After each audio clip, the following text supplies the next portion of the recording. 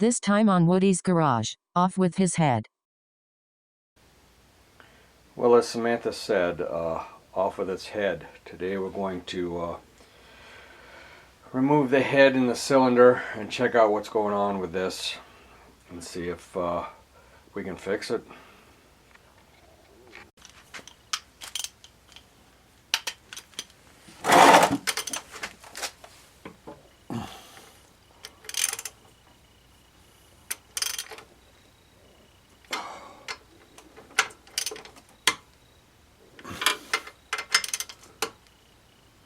What the fucking hell? Oh, what's going on? I can't seem to get these out. Felt like the studs were coming out.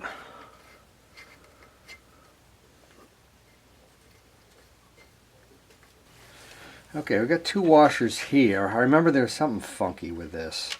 This is like the oil return. Or the oil send, I think, comes up here, and that's why they have an acorn nut on it. Okay, we turn the bike around because we need access to the points and stuff. Well, I'll hitch them here. We'll just take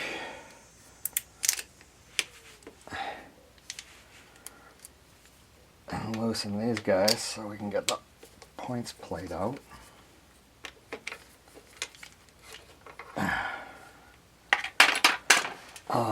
Then we got to take this off, so I can get this cam off and get the advance loosened. So in order to get this bolt off, we stuck it in gear and stuck a piece of wood in the rear spokes, and hopefully, yeah.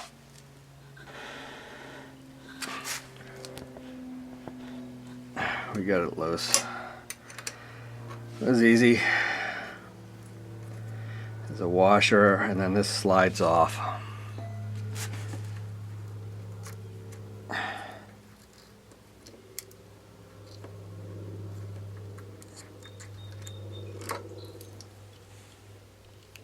You'll notice that there's a place for a keyway here. There's a little key down here.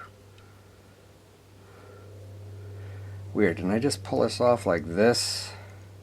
Maybe it wasn't in the keyway? Haha, how could that be? And that is definitely in the keyway there. If it's tightened up like this, I don't even know if it would work. Yeah, it's probably right. I'll have to watch the tape on that. So,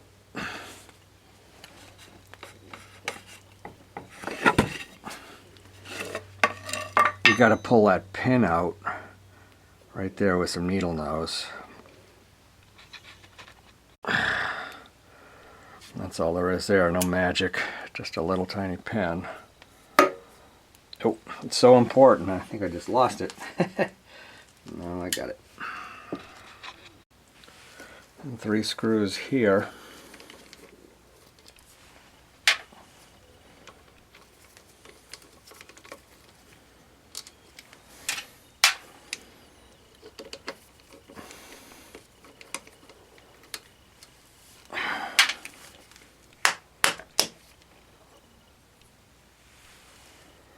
Then we get to the cam chain. That seal is notorious for going bad a lot of the times because people don't know that that little keyway is there. Yeah, see, the seal thing already fell out. And you yank it and this pops out like it just did.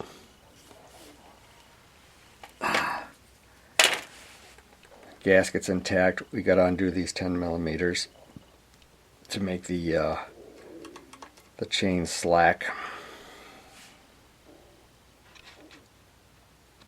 Okay, the spokes weren't going to take that kind of action, so we put a wrench on the stator and they came loose, so we'll take those out. Then you can pull the cam out. There it is. These always look brand new. You know, it's amazing. So, the chain, if we can get this gear out of here. Actually, we can leave it that way and the cylinder should slide off. Oh, I still got the exhaust pipe on. Something's holding me up. I don't know what.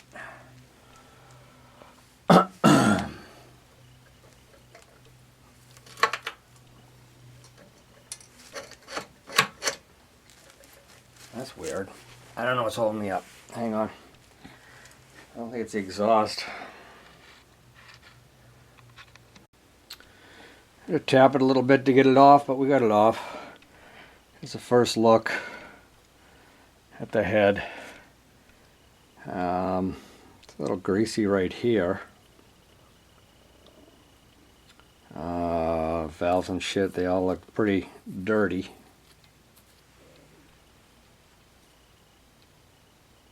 This could have been where the leak was. Down here, so that's just a gasket probably. Otherwise it doesn't look horrible.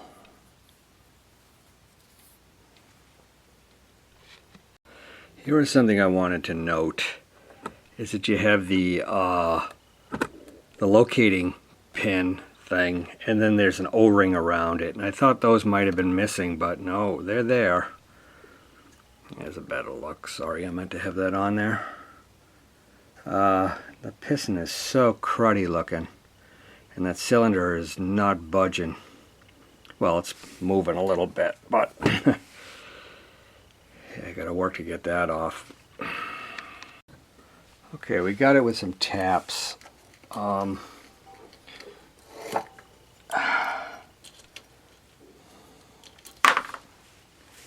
Now, gasket.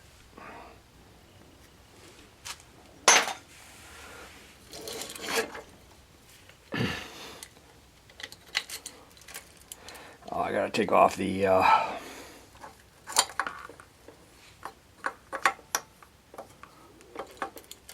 this chain guide here with a 10mm.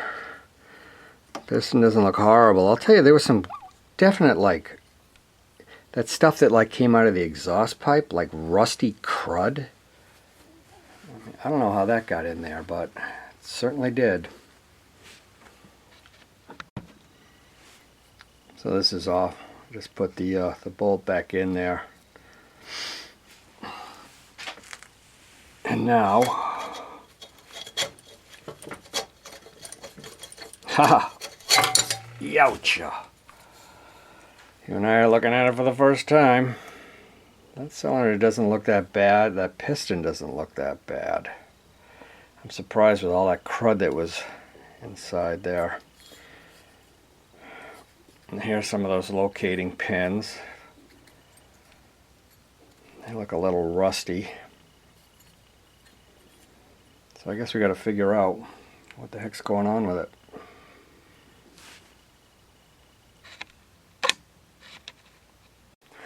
Okay, so we cleaned these guys off with gas to get most of the gunk off of them. They're fairly clean. I mean, you get a better idea of what you're looking at. Things I want to do. I want to give this a light hone. As you can see, you know, it's stained rather than pitted or anything like that. You know, there was so much gunk on these. I was wondering if, you know, when you bolted the two together, if the gunk would have made it so that it didn't seal properly. I also saw another little section. Where the hell was it?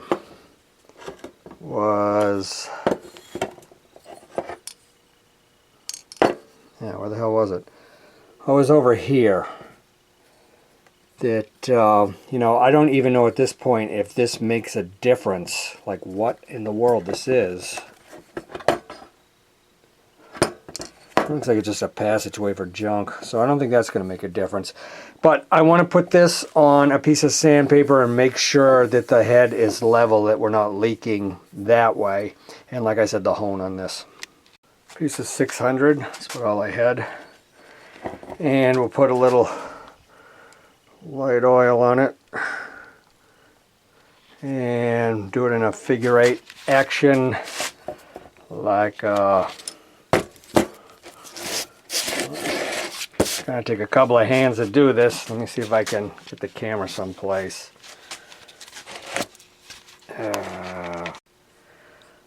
In a way, you know, I'm not even sure how much difference this surface makes, because this is the surface that contacts the cylinder right there. So I guess I'm doing this kind of for nothing, but at least it's clean and it does look smooth. So I guess we'll clean up the other edges and see what we got. We got the manifold surface clean. It's stained once again, but it's flat. I think we got the surfaces and the cylinder pretty good. I want to look at that piston and make sure it fits this cylinder okay. So I guess I'm going to remove it. Yeah, just when I wanted to get all technical and everything, my caliper battery dies. Okay, that is the size of the piston right there. And I mean, it fits nice and tight with the piston. So the piston doesn't seem like it's too small by any means. Let's drop the piston in and we'll see what the ring end gap looks like.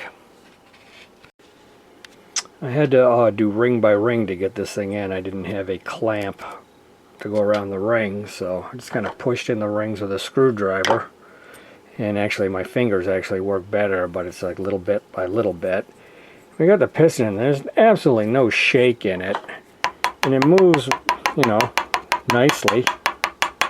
If anything, it seems a little tight. It's kind of weird considering, you know, the low compression.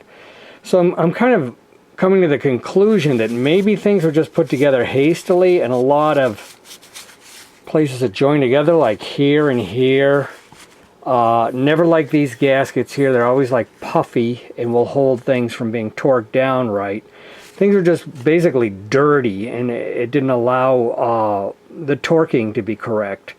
So I guess this is kind of a good thing, because I think we're going to reassemble. I'm going to look at some more stuff, but so maybe we'll start reassembling soon.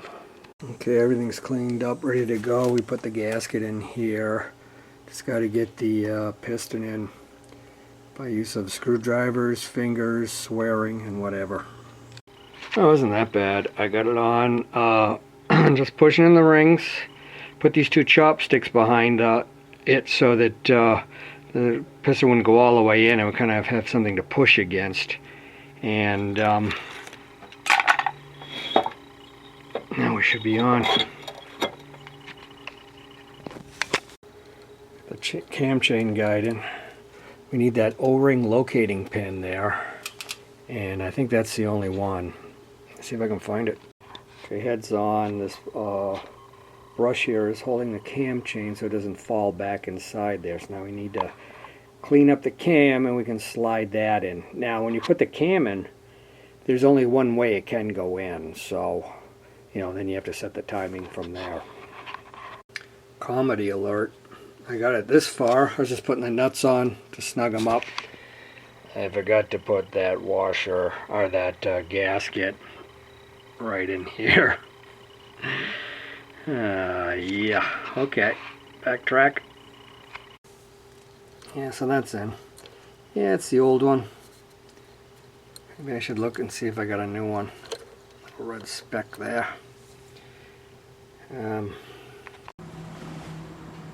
Another gorgeous day. I'm gonna sit in the basement and work on a greasy motorcycle. Alright, where I left off yesterday is I put the cam in, I got the chain over it, then I realized that this has to go behind the cam and bolt it in. Now there's also a mark on it right there. You can see that, and that is where the gear has to be like this, and the bike has to be at top dead center and the chain lined up for the timing to be right. So let's see if we can get that to happen. It's a pain in the neck because you got to pull this out. The chain can't go in. You got to line it up on this without having it bolted to this. So sometimes when you put it on, it's the chain is like a notch off. Ooh, yeah, it's not fun. Well, this is how we're holding it on top dead center. Got the wrench, we got a rag so it won't spring back. But I'm guessing it'll fall off pretty easy too. So, but we're gonna try it. Wow, how much I've forgotten. This gear doesn't fit in there. You gotta loosen it up and put it on first. It's all coming back now though, I swear. Okay, here we're right around top dead center. You can see the piston top dead center. You can see that little mark right there on the chain top dead center.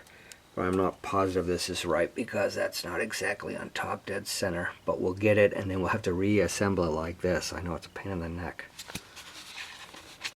Yeah, I think we got it. Actually went on pretty easy. You can see there's a notch in the case there. And then you have that little mark that I showed you that's on the sprocket.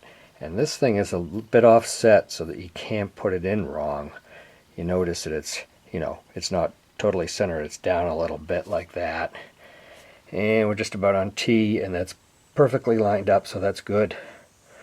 All right, put the bolts in here and go from there. Okay, we got these tightened down. Next is to torque the head. And I'm not even going to bother putting the other stuff on because I want to see, the main reason that I did this was to see if I could get the compression up. And after all this work, I really hope it is. If it isn't, well, we got bad news here. We're only up to about 80. Gained 5 whole pounds. So what could be the problem? And those rings seem... The piston and the rings feel very tight. I don't hear that chirp that I used to hear. I don't know. I just checked the valves and they are fine, so we're stuck with this low compression. Well, I'm going to put it back together anyway, maybe give it a run just to see what happens. Watch that compression just pop right up out of nowhere. Okay, we got that pin back in there where the advance goes.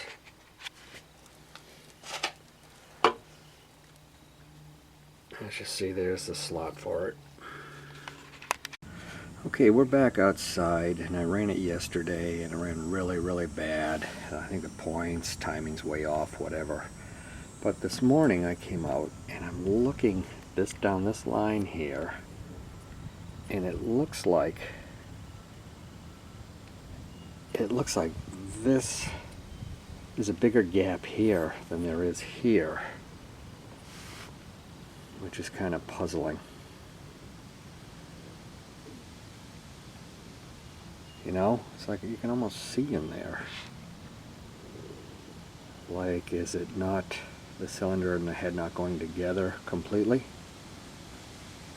If anything, there's gaskets on this side, the rag out of the way here and here, but not on the other side.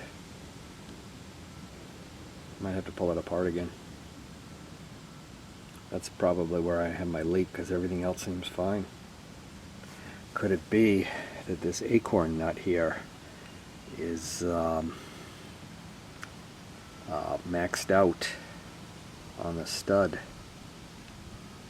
That could be. I think I'm going to try that first. Alright, that's the depth that you get inside this nut. Like that. It's this deep.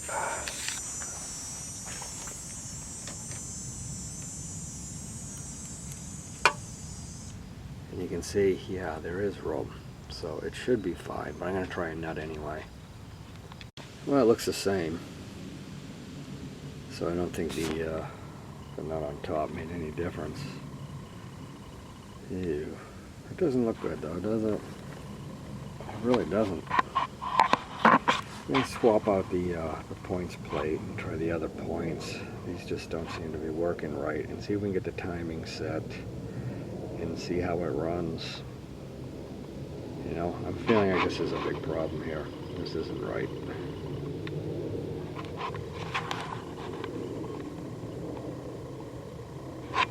You know, if you look at the other side,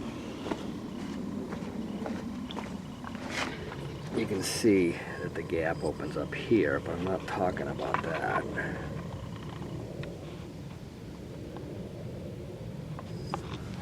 I tried getting a feeler gauge down in there too, and I don't see like any real gaps, but the camera's doing a better job than my eyes will do. I saw a trick on somebody's YouTube video a long time ago. That somebody put talcum powder where they suspected an gasket leak on the head, and sure enough, it showed up. I thought it was a good idea. I put it on here. I didn't see anything happen. So I don't think we have a leak there. Okay, we got a situation here where I think I'm 180 degrees out. Because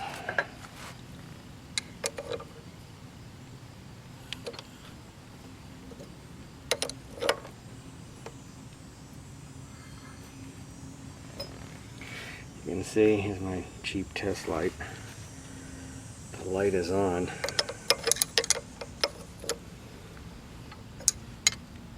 So I'm turning the flywheel.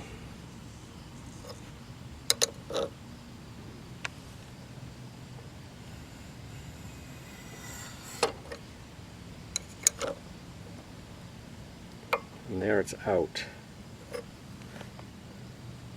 No, I guess that is right. Never mind. Okay, I'm getting suspicious of the advanced mechanism if I haven't said so. This can be put on backwards. It's this piece here that has a cam on it. It can be totally 180 out. And that's kind of what I think is going on here. And I think it was actually 180 out without being in the keyway last time, which is very strange. So I found another one, this one, and a couple of cams. It's weird, this one's kind of coppery. This one's not. But these slide over that shaft, and you can see that there's two like keyway type things, and those guys slide over these. So in other words, you could put it on, you could put this on like this, or you could put it on like this, which is 180 degrees difference. So this one seems to be working pretty good. These won't even slide over the shaft. Maybe they don't go to it, I don't know. But so I'm going to try to switch this out 180 degrees.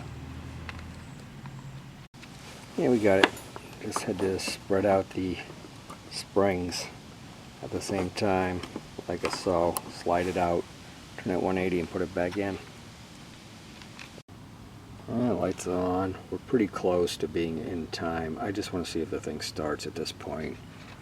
So I've been wrestling with it a lot today with bad results.